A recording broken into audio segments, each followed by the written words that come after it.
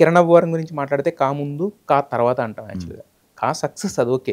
But అది కాకుండా మీరు సినిమాలు ఎంచుకునే విధానం మీద ఎలా మారింది? ఎందుకంటే నేను మీకు ఇంతకుముందు సినిమాకి అడిగినప్పుడు కా ముందు వచ్చుంటే నేను యాక్సెప్ట్ చేసేవాడిని కాదన్నాడు. అంటే మీకు కా అనేది ఒక బెంచ్ మార్క్ సెట్ చేసింది కదా! అంటే మీరు సినిమాలు ఎంచుకునే విధానాన్ని ఎలా మార్చింది కా? అంటే ఫ్రమ్ ద 2023 నుంచే మారిపోయిందన్న. హ్మ్. ఇప్పుడు అంతకుముందు చేసిన సినిమాలు 2021లో ఒప్పుకున్నాను. హ్మ్. ఇది ఎస్ఆర్ అయిపోగానే వితిన్ 10 డేస్ ఒక 6 సబ్జెక్ట్స్ ఒప్పేసుకున్నాను. విత్ ఎక్సైట్‌మెంట్ సినిమాలు వచ్చేస్తున్నాయి అది ఇదని. తప్పు ఎవరిది కాదు, నాదే తప్పు యాక్చువల్లీ. ఎందుకంటే లాక్‌డౌన్ టైంలో అప్పటి కథలు ఒప్పుకున్నాను. అప్పటికి మేకర్స్ కథలతో 2 ఇయర్స్ నుంచి ట్రావెల్ అవుతున్నారు. యెస్. యెస్. అంటే we can consider it as 2019లో రాసిన కథలు అవి.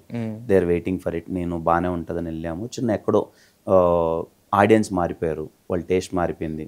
సినిమా ఆఫ్టర్ లాక్డౌన్ సినిమా అందరికి అన్ని లాంగ్వేజ్ సినిమాలు చూసేయడం వల్ల వాళ్ళ టేస్ట్ ఆఫ్ ద ఫిలిం మారింది. మనం కేర్ఫుల్గా ఉండాలి. అప్పుడు ఇంక నా చేతుల్లో లేని పని, ఎందుకంటే సినిమాలు ఆల్రెడీ రోల్ అయిపోయినాయి.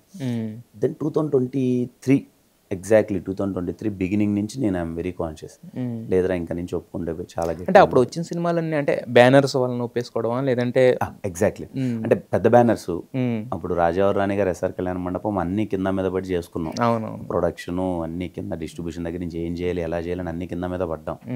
తర్వాత మనకు ఒక ఆపర్చునిటీ వచ్చిన చిన్న రిలాక్స్మెంట్ వస్తుంది కదా. అంటే ఏంది, అరే ఒక షార్ట్ ఫిల్మ్స్ నుంచి వచ్చాం, ఇంత కష్టపడ్డాం, 2 సినిమాలు చేసేసాం, మనం వెళ్ళిపోయాం, ఇంకా రిలాక్స్ రా, ఇన్ని రోజులు కష్టపడింది దీనికోసం కదా అన్న ఒక వైబ్. అప్పుడు హ్యాపీగా పెద్ద బ్యానర్లు, మంచి కథలు, మంచిది, వాళ్ళు ప్రొడ్యూసర్స్ బాగా సపోర్ట్ చేసేవాళ్ళు, బాగా చేద్దామనే వాళ్ళు, అందరం ప్రయత్నం చేసేవాళ్ళం.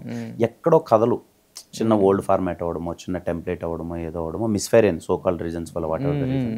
దెన్ 2023 అప్పుడే ఫిక్స్ అన్నా, లేదు కొంచెం ఎక్కడో. ఇప్పుడు రాజావారి రాణి గారు ఎస్ఆర్ కళ్యాణ అన్నప్పుడు ఒక మైండ్ సెట్, ఇప్పుడు లేదు కథ లేదో మారుతుందని కూర్చొని అప్పుడు 2023లోనే కా ఓకే చేశాను. కా తర్వాత ఓకే చేసింది కేరామ్, ఇది 2024లోనే ఓకే చేశాను.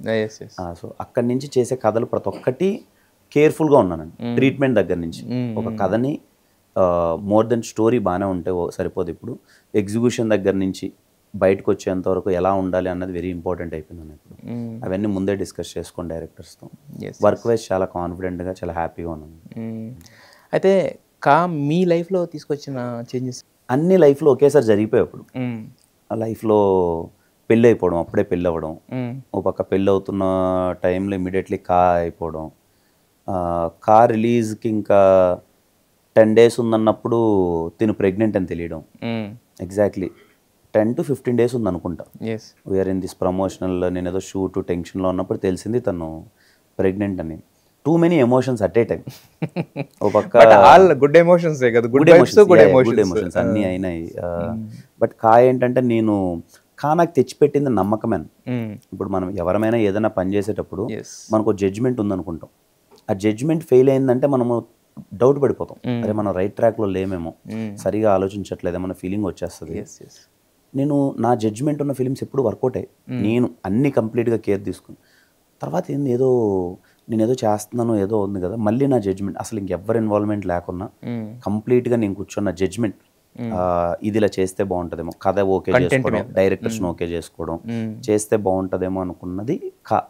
1 year దాని మీద టైం స్పెండ్ చేశాను. మార్కెటింగ్ దగ్గర నుంచి అంతా కూర్చున్నాను, ఇలా చేస్తే బాగుంటుందేమో. అది వర్కౌట్ అవ్వకపోయింటే మేబీ నా ఆలోచన తాలూకు బాగాలేదేమో అని నేను డౌన్ అయిపోయానేమో. అది వర్కౌట్ అవ్వడం వల్ల ఓకే, నేను బిలీవ్ చేసేది వర్కౌట్ అవుతుంది, సో హ్యాపీ. అది more than anything, more than money, more than success, అన్నిటి పక్కన పెడితే మనలో కాన్ఫిడెన్స్ ఇంకొంచెం రెట్టింపు చేస్తుంది. ఓకే మనం ఆలోచన బాగా కరెక్ట్గా ఉందనే ఫీలింగ్.